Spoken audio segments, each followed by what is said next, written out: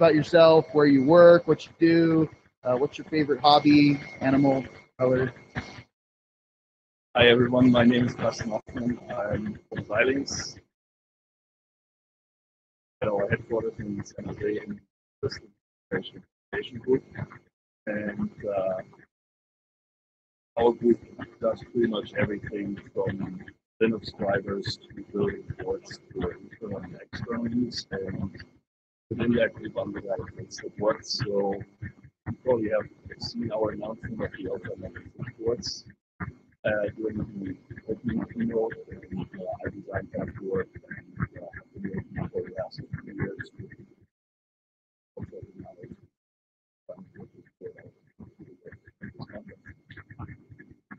Ooh, Xilinx.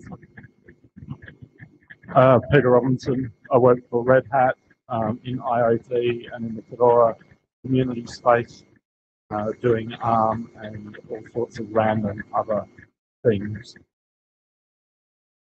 Tom from Vamos. At Vamos, we design and make the ARM board on different ARM SoCs, mainly from the Chinese SoC vendors that are ARM. And I'm Daniel Thompson. I am the lead for support and solutions running one of the Linux developer boxes.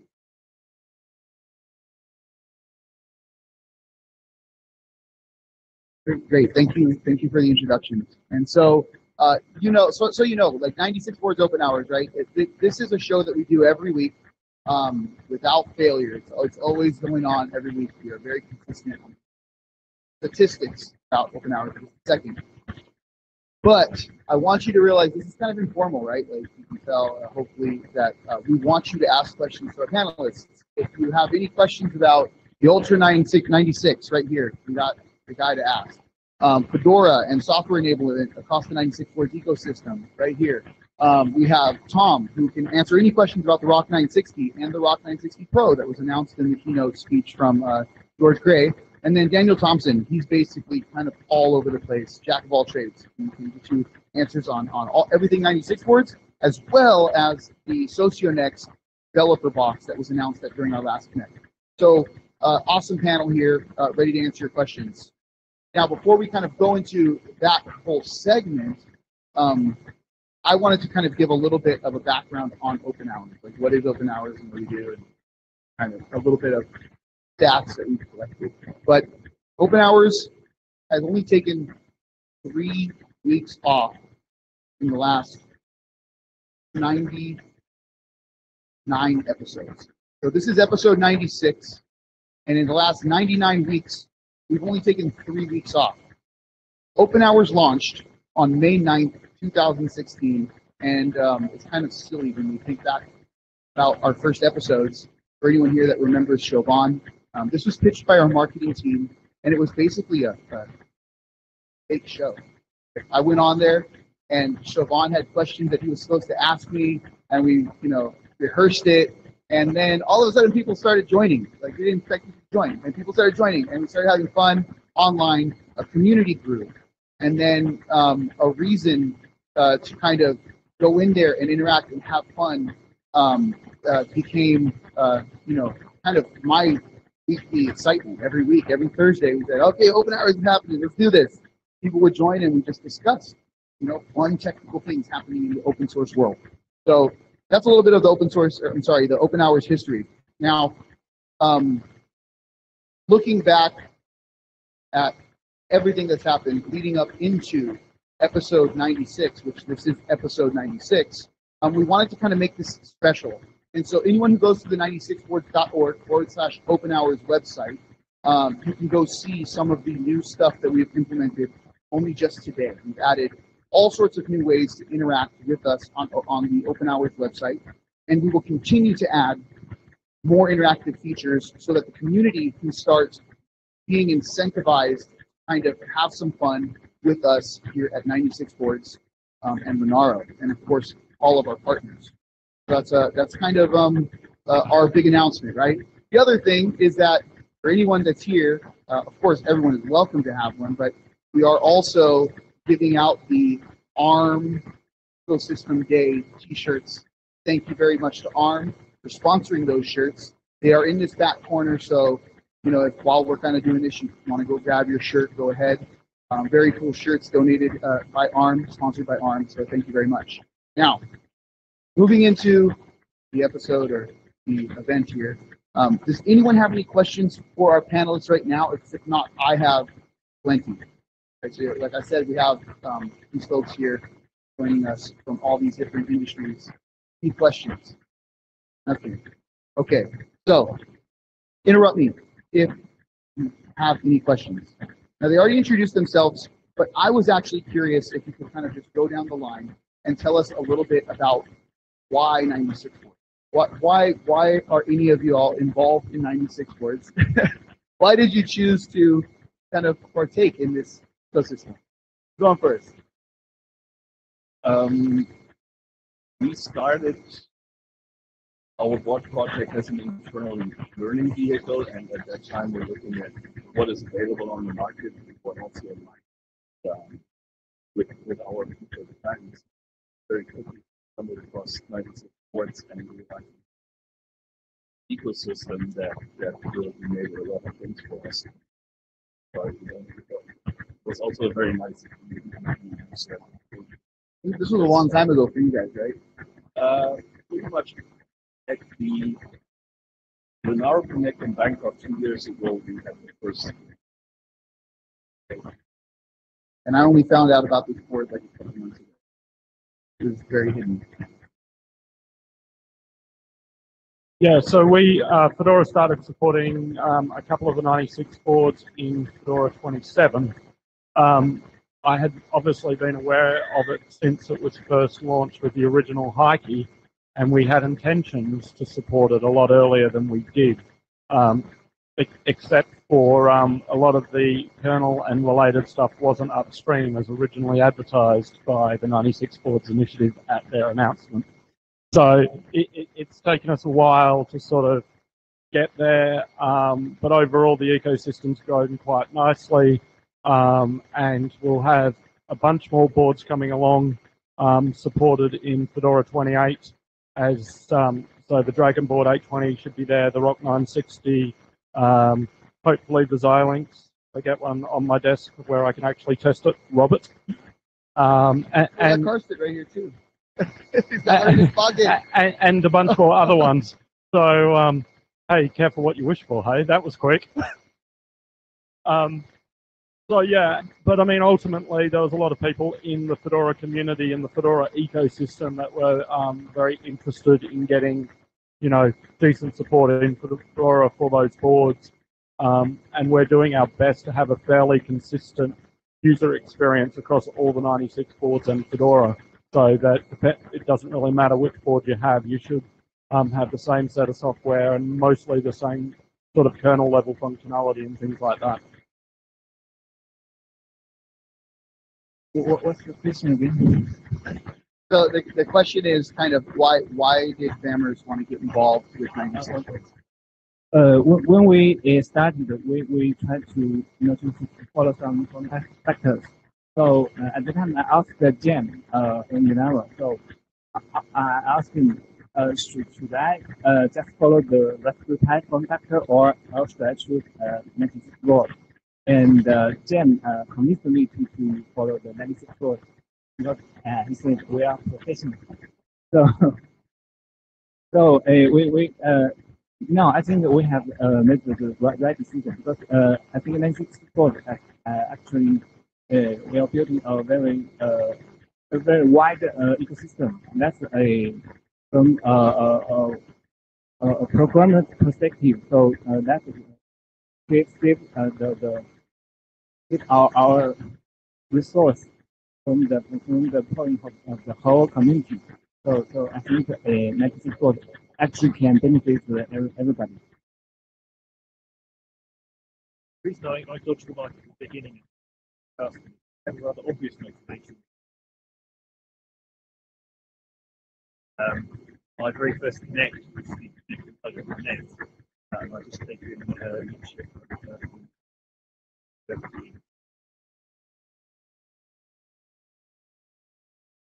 background fix.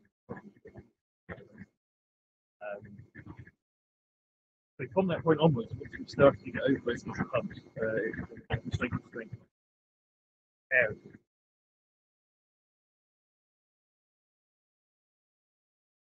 So since you have the mic right now, thank you very much for sharing that. But or Anne, I kind of wanted to hear about each one of these new products, right? Because I mean, three of you sitting here basically have worked on or were involved in the launch of these 96 boards that were just announced in the CEO keynote on Monday, right? So the Ultra 96, Rock 960, and the Rock 960 Pro, and then the developer box that happened back in September in San Francisco.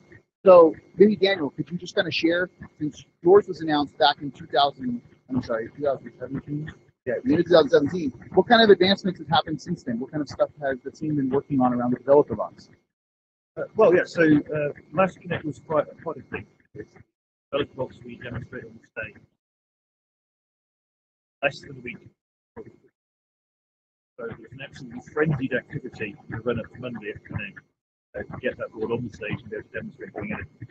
I absolutely enjoyed it. Since that point, we want to stabilize native and get it to drive the view upstream.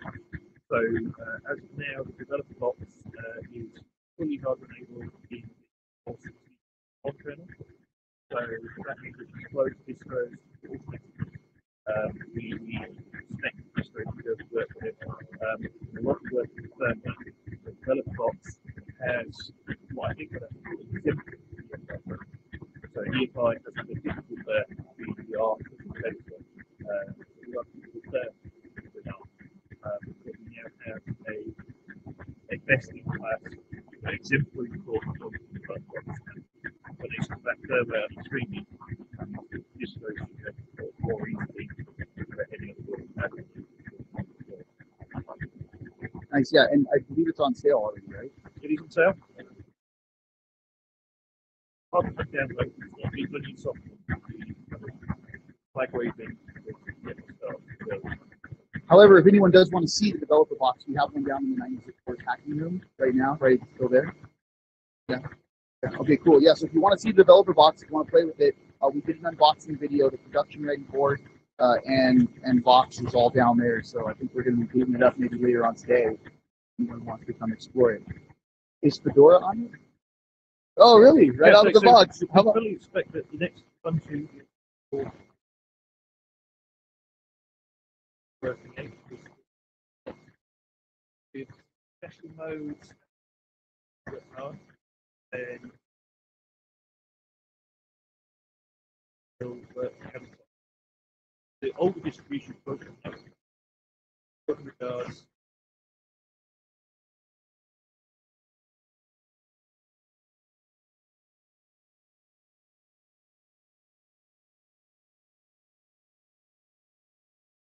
In the kit, they make it actually together everything. There's instructions come to the hard drive, RAM, everything. It comes with everything you need to plug into the box. So yeah, cool. Thank you for sharing that update on the developer box. What's your next freezer box? So maybe we can go over to Tom here and talk about the Rock 960 because this one was announced. Rock 960 was announced actually back in 2016 as well, Yeah. but the Rock 960 Pro is kind of new, right? Yes, but actually there is some misleading in the news. So actually, Rock 96 Pro is actually not available yet. Yeah, because the chip RK3399 Pro will be actually launched in July or August. So currently it's the Rock 96, not Pro. Okay, so the Rock 960 is available though? It will be available online, so maybe in a month. Yeah. Well, so I'm actually interested in seeing kind of like, or let us know like, what are some of the differentiating factors of the Rock 960? What are some of the cool features that are on the board? You mean the Pro feature? No, yeah, the regular one. Okay. So, features of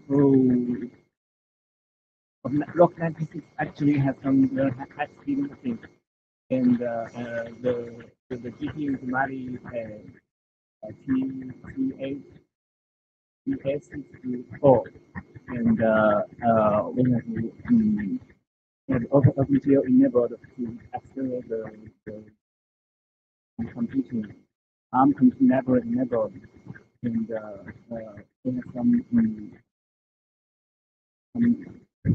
have some we work with OpenAI and provide the AI framework for the acceleration.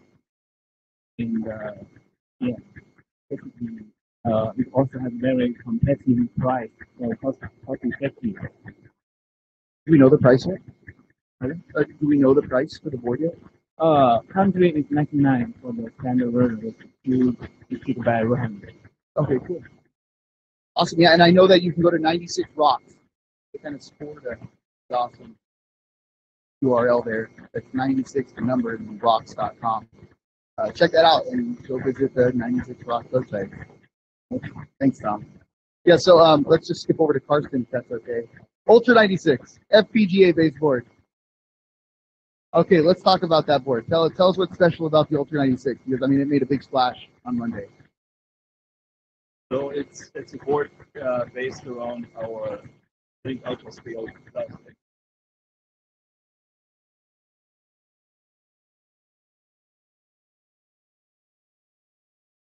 Awesome, yeah. And so today in the keynote, Thomas, CTO, gave a demonstration that basically took an output at 8,600 times quicker than it would have been done on software. So the hardware acceleration basically made it that much better. Yes, so that was certain demo with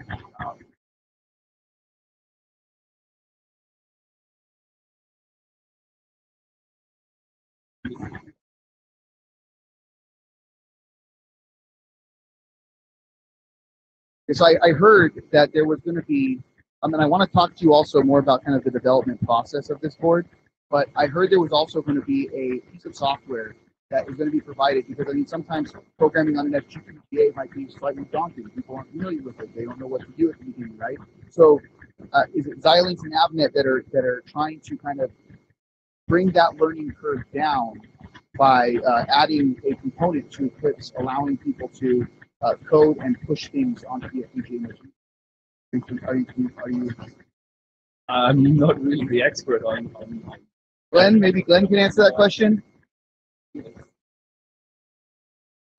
There you go. Okay, cool. Glenn. Hi. Yes, as you may have heard from Thomas,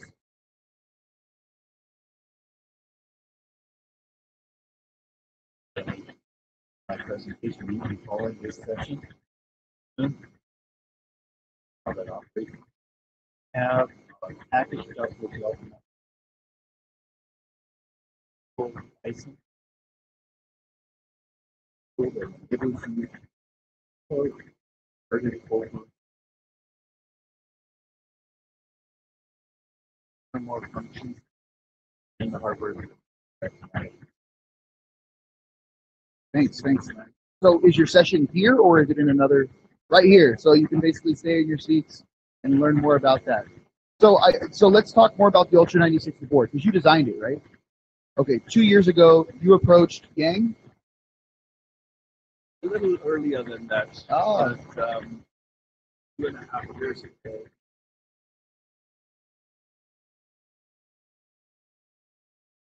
Out.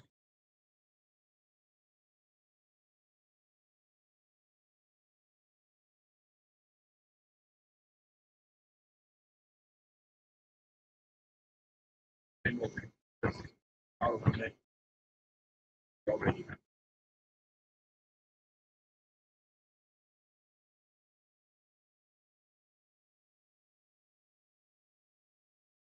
So the story, from what I understand, is that you kind of developed it for internal use. Yes. Yeah. Okay. So what was kind of the motivation for pushing it out? I mean, sharing it with the world. What do you mean, the motivation for building it at all, or? I guess, yeah. Actually, what's the motivation for building it internally, and then what was the motivation for pushing it out? Both sides. So the internal development started with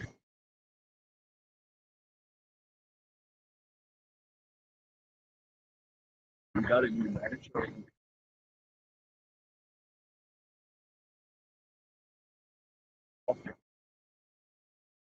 For himself a board and started the learning process. I know this. One thing came to another, and I suggested that it would actually be a good idea to give our employees a silent syndrome to give them the same learning experience and get everybody.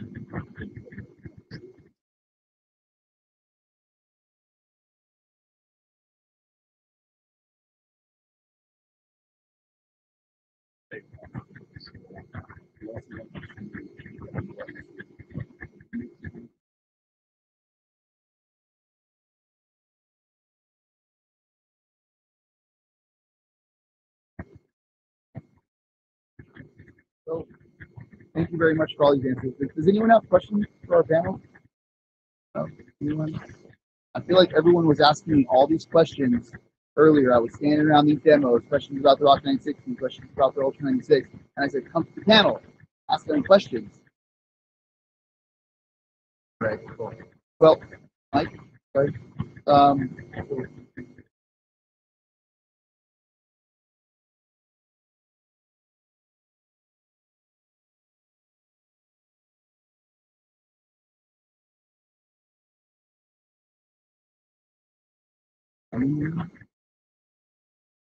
So Mike asked, where is 96 Boards going on the business?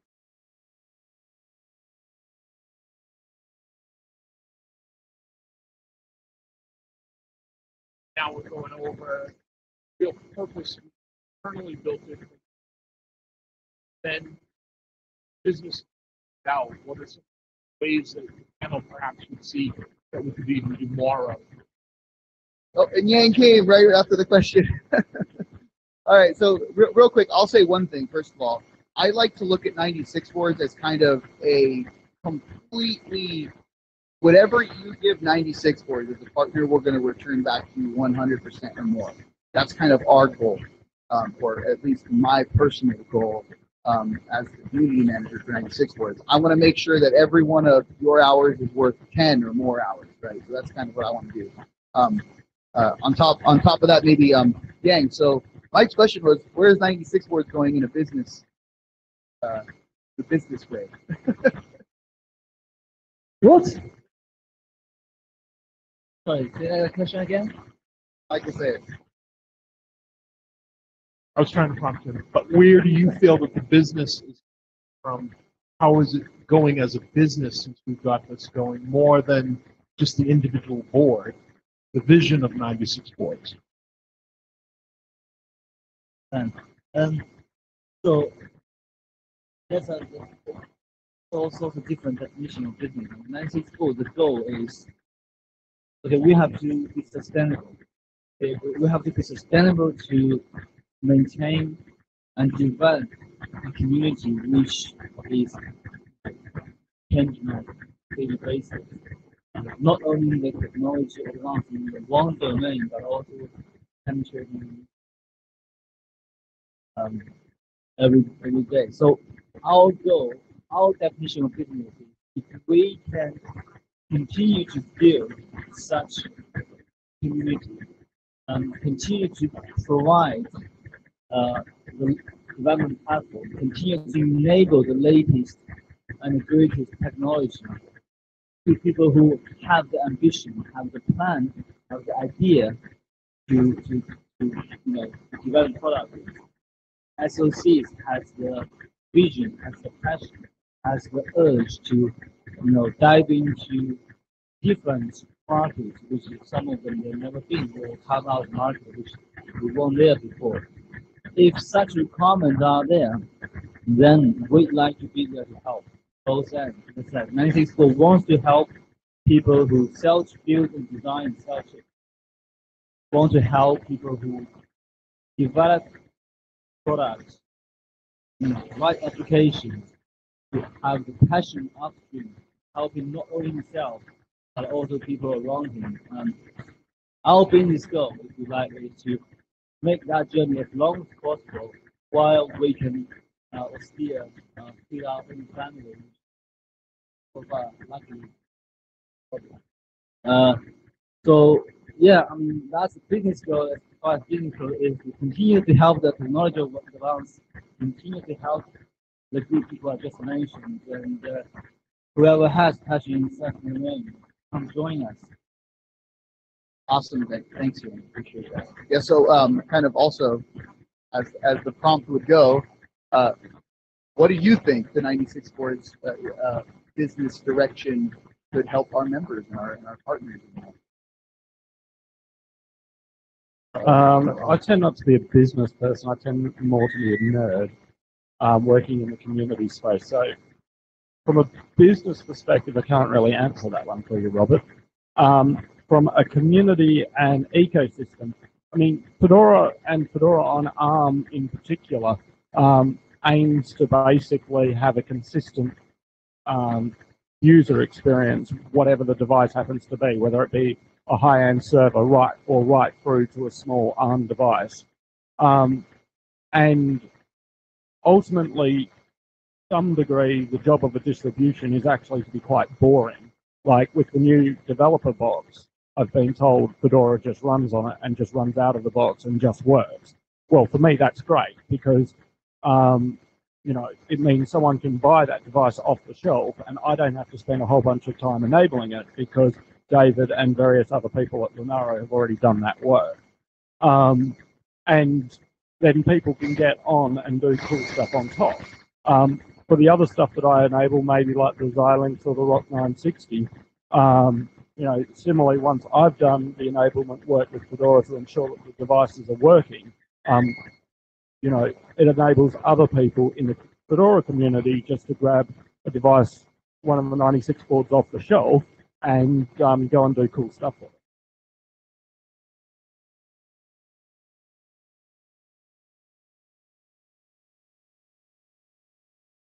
it. Yeah. This.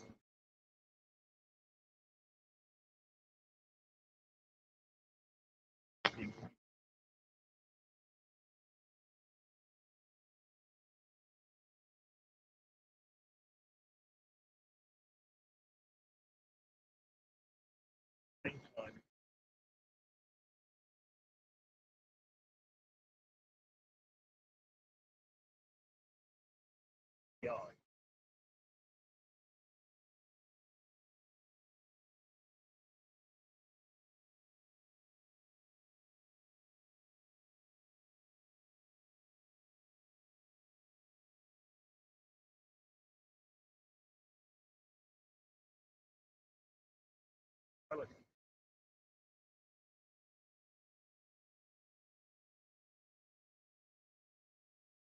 And I mean, you know, if you think about it, right? So, taking what Peter said, what Daniel said, the ecosystem, right, as a whole. If you listen to the session before with Taj and Mani talking about the mezzanine ecosystem, right? This is just one aspect of the community that makes up the entire ecosystem, and all of these little tiny pieces, all put together, really drives forward. I think the 96 boards family, right? I look at it as a family. It's so cool. Come here and hang out with all of these different companies and talking about all these different things, and yet still with a common goal. Very nice. I don't know. Does anyone else want to talk to that, Austin or Tom, about what 96 Sports would do? No? Okay. Yeah. So one more time. Any more questions on the audience? All right. Someone in the back there. I want to know what is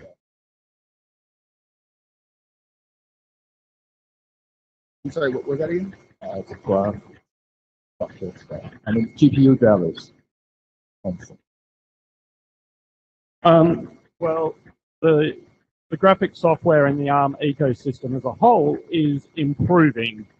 So on the Dragon board, both the 410C and the 820C, there's a 3Drino driver, and there's a fully accelerated driver for those Qualcomm boards.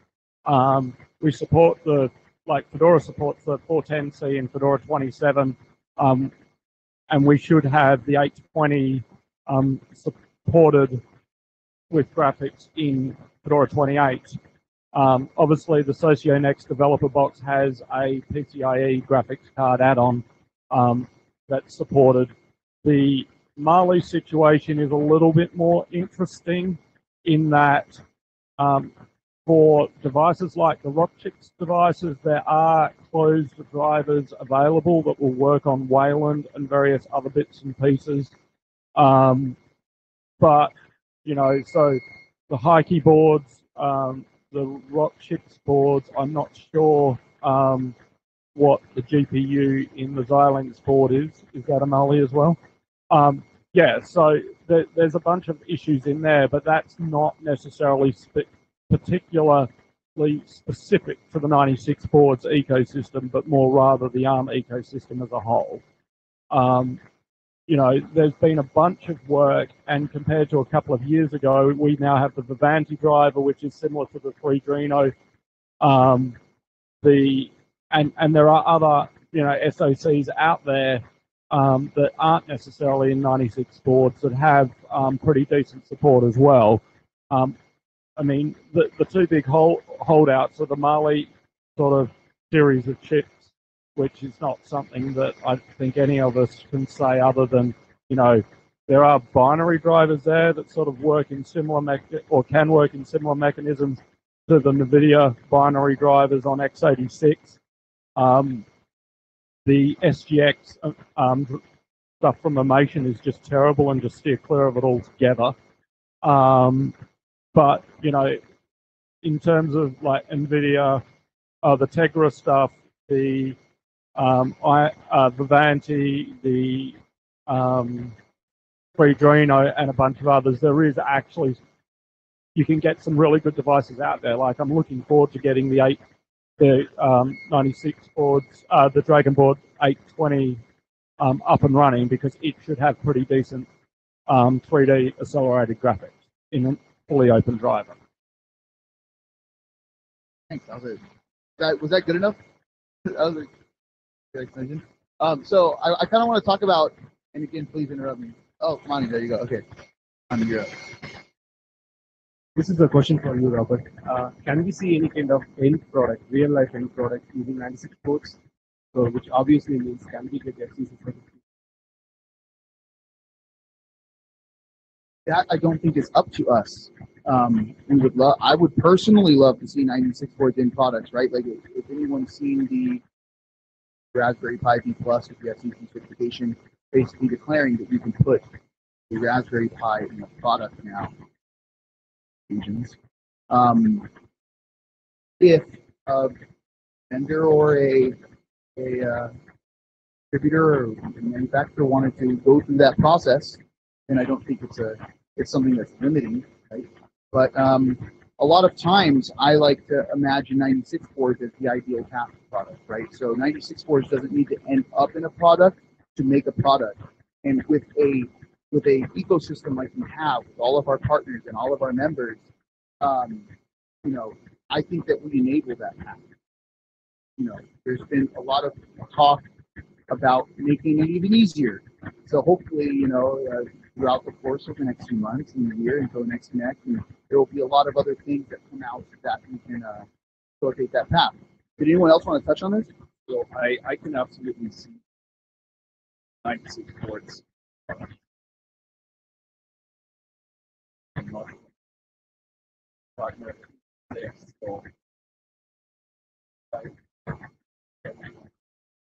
I would love to see 96 boards. You want to?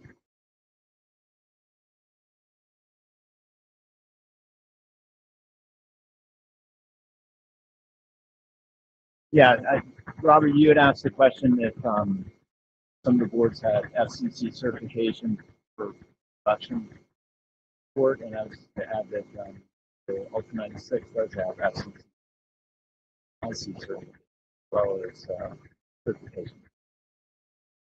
It's ready.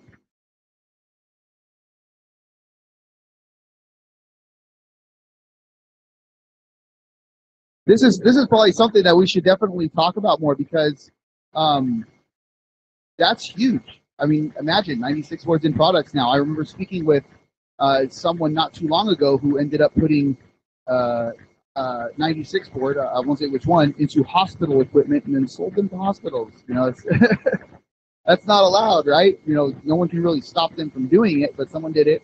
And now we have a board to kind of steer towards with things like this. So that's amazing. Kudos. Thank you, Avnet. I was going to ask, oh, here, question over here. Ramon. Thank you.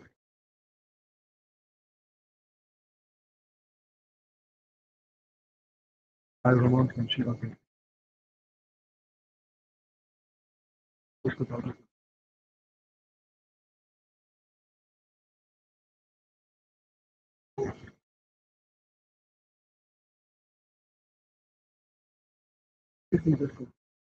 Give an indication. Important people.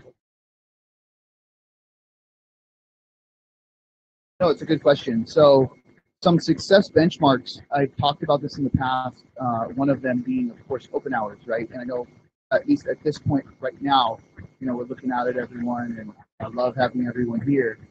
It is such a, you know, wonderful experience being on every week on the OpenHours show and talking about, you know, things in the tech world, like I mentioned, open source, 96 boards, anything anyone wants to talk about, and watching that community grow and grow together with, you know, strong bonds and feeling comfortable about talking about things that you know might eventually lead into something product. I ran the numbers for 96 boards open hours in San Francisco, and at that point we were averaging about 1 to 46. So for every one open hour, we got 46 community hours in return. So for every individual sitting in that show, you can basically know that, you know, your 1 hour is worth 46 hours. I thought that that was a pretty cool thing. Daniel can attest that our forums have been growing. Everyone in the forums, contributions from not only the 96 boards team, support team, Daniel and his folks, but the community has started to grow in the forums, and that's become a huge thing for us. The fact that we don't have to answer as many questions in the community, and our members are starting to answer questions makes things really nice. The collaboration, involvement of everyone there. Success stories. I mean, one of the things that's happening right now that I think is a pretty big deal is this mezzanine initiative, and there are several others, but we have a strong group of people that are coming together now in this mezzanine community and actually building mezzanines. The mezzanine that Sahaj held up, I mean, that was, he didn't do, 96 boards didn't do anything. This was all the community. Michael Welling, who maintains the repository, got together. He ended up building this thing. We teamed up with GroupGets. GroupGets is going to end up putting it up on their crowdfunding site. They're going to get that funded, and they're going to push out, I think, 30 to 50 of these. You know, it's the mezzanine that was just built out of the community. And not only that, as these mezzanines, as this community grows, more templates become available, more mezzanines become available, and all of these are under fairly, if anything, very open licenses, which allow, you know, companies to come along and consume these mezzanines, and, you know, if they want to make it bigger and blow it up and throw it all across the world, you know, that's also amazing. Company wanted to do that. So yeah, I mean, did that answer somewhat? A little bit? Did I? Yeah. All right. Okay. So I mean, over the course of this year, my focus has been education. So I've been trying to really preach the academia, and so far we have one big success story, or two big success stories, is that now myself personally, however, on behalf of 96 boards, I try to make it as much as possible that I sit as president of the alumni board of directors for a very prestigious university in California. And also, we've finally gotten 96 boards in the classroom. So officially 96 boards is in the classroom at this university, and we plan on growing from there as well. So it's a whole nother jump in the 96 boards world. Great. So I had more questions for you in the panel. Eyes up. 96boards.ai was announced. It's a pretty big deal. I mean, you know, you have the rock chip on there, and you have the Ultra 96 on there. So, and also, I'd like to hear Peter's thoughts. on what Fedora might be able to do around 96.AI. Maybe from all three of you there. So AI and machine learning is certainly got a bunch of interest within the Fedora community. So from my point of view, I will certainly be looking at how we can enable those boards. I'm kind of interested also how the various sort of vendor APIs and tool sets and bits and pieces like that sort of integrate in general in the sort of general Linux sense, as opposed to probably what's more focused from a number of those SoC vendors, which is more Android focused. So, you know, as they become available and people can start to play and I can start to look at that, it'll be interesting to see how the sort of software layers sit on top of that in terms of open versus closed versus tool chains versus APIs and various other bits and pieces that we would need there for enablement on those devices. I mean, it'll also be interesting, you know, having the standard 96 board form factor, but sort of different types of sort of AI, so NPUs or FPGAs and various other bits and pieces. You know, obviously that allows people to have a standard sort of board form factor with different sort of AI workload capability and what a unified, you know, software stack for that would look like. So, I mean, one of the things from my point of view, which would be quite interesting is, you know, have a number of different boards with these different ways of doing sort of AI, machine learning stuff, but then having a standard distribution and as close as possible to a standardized software interface that sits on top of that, so that, you know, people can grab a board, deal with it in a certain way, and get different outcomes depending on the vendor and end use case. I mean, I'm not an AI machine learning expert in that regard, so I'm probably missing a lot of detail in there, but that's just my general on-the-spot sort of feeling about it. How might Rockchip or the Rock 960 differentiate itself about the AI space? I think for Rockchip, the business part is actually very close. So in China, Rockchip actually already have customers deploy their AI enabled devices. So actually for the product shipping, not just a development. So as the product shipping part, Rockchip is actually doing a lot of things in the real field. There was a robot that was brought in. Wasn't that a Rockchip robot? Are you familiar with the white robot? Yes. Is that available? That's a product, right? Yeah, it's a product. So Rockchip is already, or Rock 960. The Rock 960 is in there, or the Rockchip? Not Rockchip, not our board. Oh, okay. So the Rockchip is in there. So it's already showing up in AI products. Yes. Success stories. There you go. A success story. Awesome. Thank you.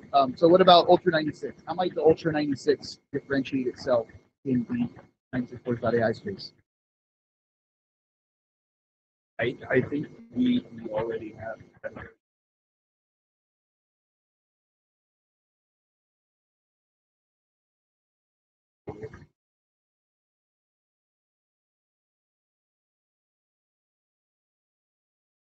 And we had another demo.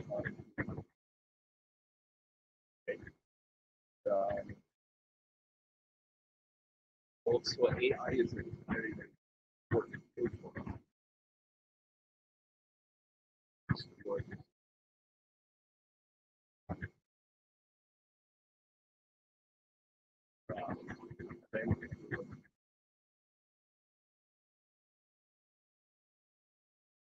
Awesome. So, okay, so We are kind of running up. I think at what we have till 10 the hour. Is that? Yeah. So we have about 5 more minutes. So, is there any last things you'd like to add? Because we have a special demo from UC Robotics that we're going to do. It takes about 4 or 5 minutes. Any last things that you'd like to add, panel, Daniel? If you want to take home any message, message for blessing.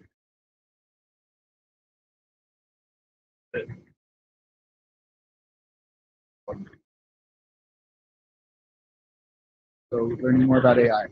Cool. All right. Well, so please, if you wouldn't mind, a big round of applause for our panel. Thank you so much. We really appreciate it. And so now I'd like to welcome Joe from UC Robotics. If you'd like, if you wouldn't mind just kind of hanging out here. And Joe's going to show us a demo about his 3D printer technology with UC Robotics Bubblegum 96. So I'm going to hand over the mic to him. Thanks, Robert.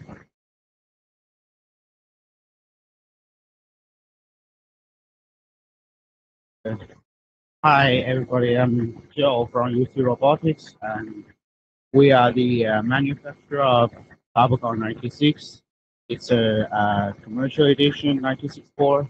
So today I will give you a demo for UC 3DP, which is the 3D printer management application demo. So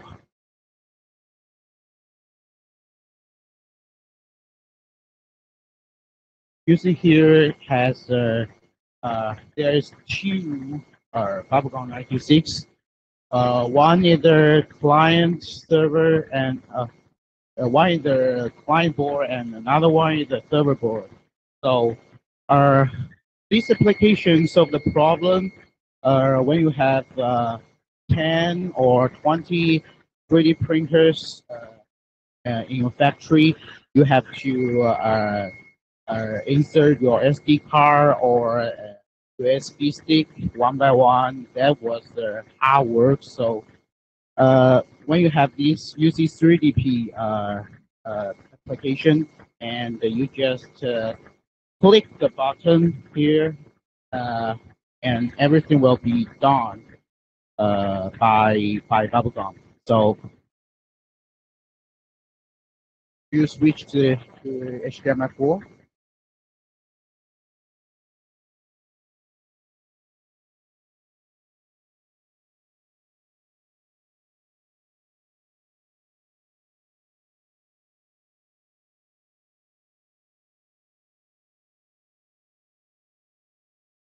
So here's the user interface. When click this button here and choose what kind of material you are using, and the layer, choose, and the color of the PLA. Next step, and you just upload the STL file, which is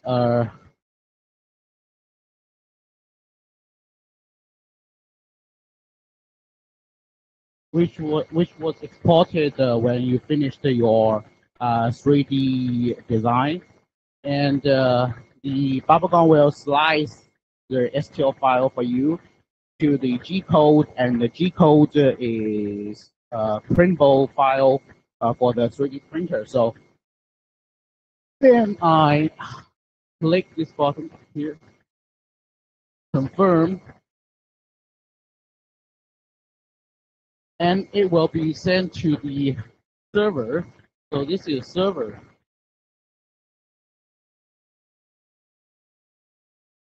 This is the job I just submit, and this is the STL file. This is a G code file, which is sliced by the Bubblegum 96, and the client server or the client board was connected to the 3D printer by detect the device and choose one device.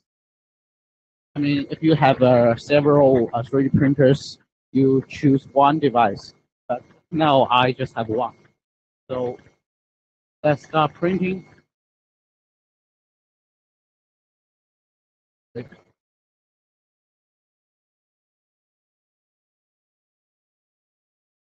On this page, there was a camera over here, and well, shooting the 3D printer, and you can see whether your part is finished or not. It's the nozzle the nozzle is heating temperature over there. This is the temperature of the nozzle. That's just waiting. It will be heated to 200 degrees, and the 3D printer will start printing.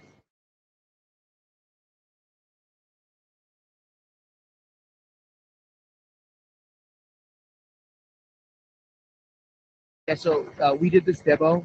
What was it in San Diego? So UC Robotics, Haitao, and Joe came out to San Diego. We did this demo from UCSD, and they had their setup in their office in China, and then from San Diego they submitted a job, and we were watching the video for it to start up, and boom, it started up. So I haven't seen any of this happen in person.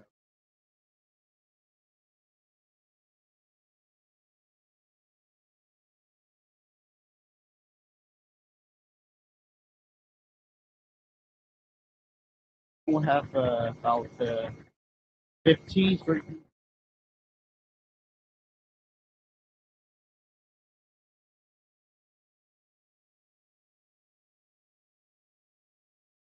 So all the 3D printers was connected to one server, and the server is made by Babcom 96. And because of powerful CPU, the STL file was all done by the server.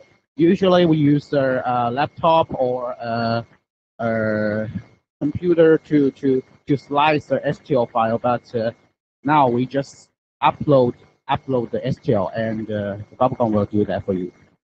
Oh, we got a question over here. Myself out. Thanks. I can't tell from the picture, is there any kind of peripheral board plugged into the bubblegum? And what interfaces are coming off of the bubblegum going to the printer? Anything special, or is it all just? Sorry, pardon me? So looking at the video up there, what are the cables coming out of the bubblegum? Are there any special peripherals besides just Ethernet coming in and out of the board? Okay. Usually we use Ethernet through USB, but now we just one printer, so we use Wi-Fi to connect to the bubblegums.